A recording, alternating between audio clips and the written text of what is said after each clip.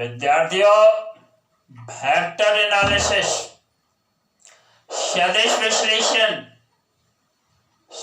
विश्लेषण से एक क्वेश्चन आपके सामने लिखा हुआ इस व्हाइट बोर्ड पर। देखिए, पढ़ते हैं क्वेश्चन को। लिखा हुआ let vector A and vector B be two unit vectors। Vector A और वेक्टर बी दो यूनिट वेक्टर्स हैं and theta is the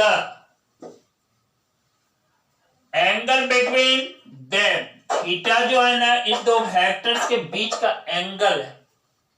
in question में लिखा हुआ है। और भी कुछ है, लिखा हुआ है vector A plus B is a unit vector. यदि दोनों वेक्टर का sum vector A plus vector B भी एक यूनिट वेक्टर हो जाए, देन थीटा क्या हो सकता है। चार ऑप्शन है यहां पर दिया हुआ है।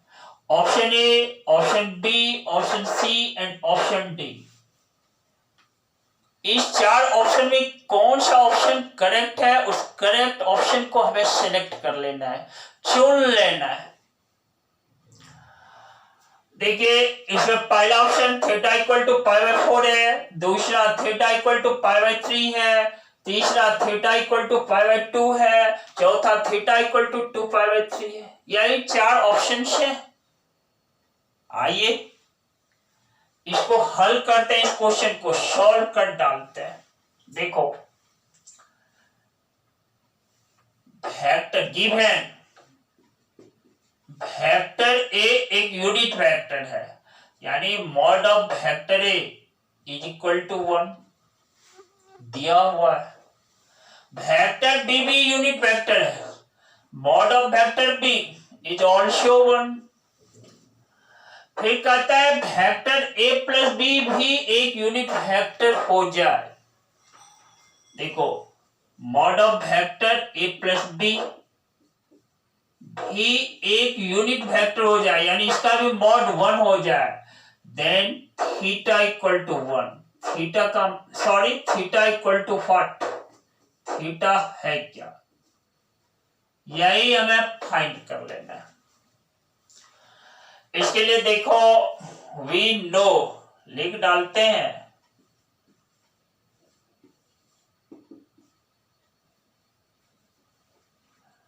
Mod of vector A plus vector B का whole square equal to vector A plus vector B dot vector A plus vector B.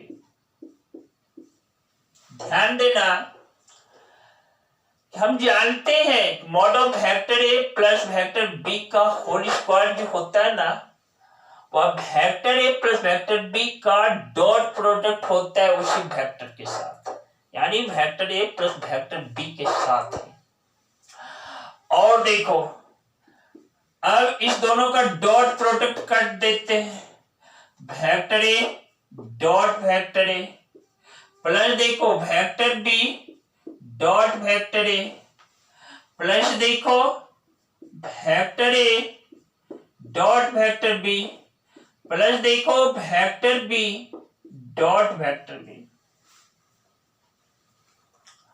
और vector A dot vector A that is mod of vector A का whole square plus देखो dot product commutative होता है, यानी vector B dot vector A को हम लिख सकते हैं vector A dot vector B plus देखो vector A dot vector B plus क्या, मॉड ऑफ वेक्टर बी का होल स्क्वायर।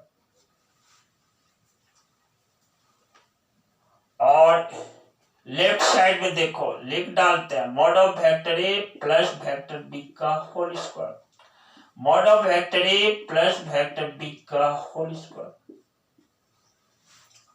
और mod of vector A plus vector B that is 1 है, तो 1 का स्क्वायर क्या है 1। मॉड ऑफ वेक्टर ए भी 1 है, 1 का स्क्वायर 1 प्लस देखो इस दोनों को ऐड कर देते हैं 2 into vector A dot vector B plus देखो मॉड ऑफ वेक्टर बी भी 1 है, 1 का स्क्वायर 1। इस तरह से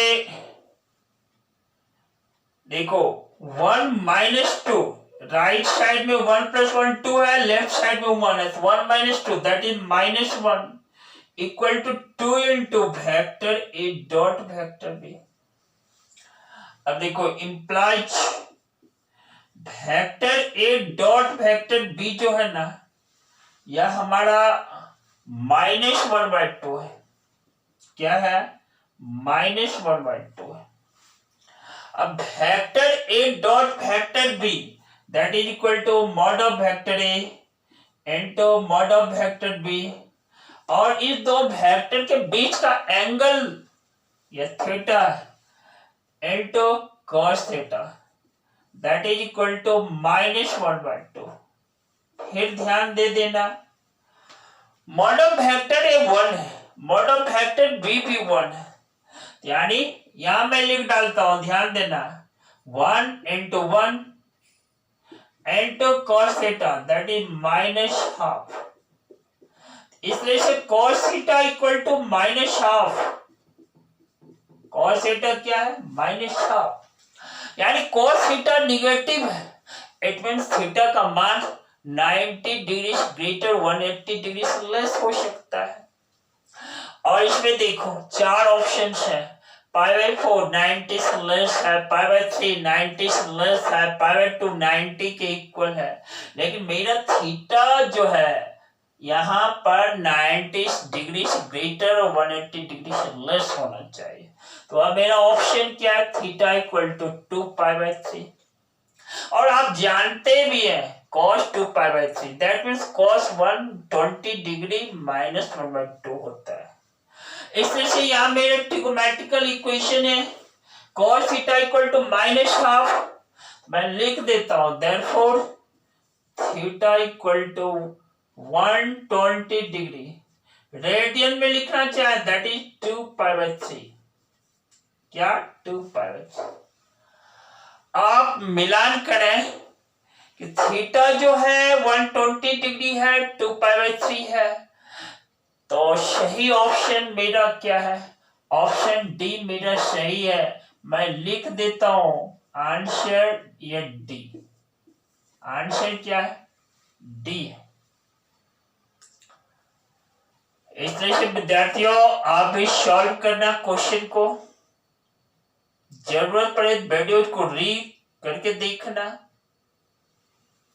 और हाँ, मैं एक बात आपसे साझा कर लेता हूं, कह देता हूं बच्चों, विद्यार्थियों, हम इंसान की सबसे बड़ी कमजोरी होती है कि हम प्रयास करना छोड़ देते हैं, जबकि सफलता का एक मूल मंत्र यह भी है कि हमें एक और प्रयास किया जाना चाहिए। जानते हो, जस्ट जो अगला प्रयास होगा ना वह हमें सफल कर देगा, इसलिए प्रयास करते रहना चाहिए। इसी के साथ मैं आपसे कमिट कर डालता हूं, फिर आऊंगा जस्ट अगले क्लास। इसलिए तब तक के लिए लॉट्स ऑफ थैंक्स, बहुत सारा धन्यवाद, वेरी गुड।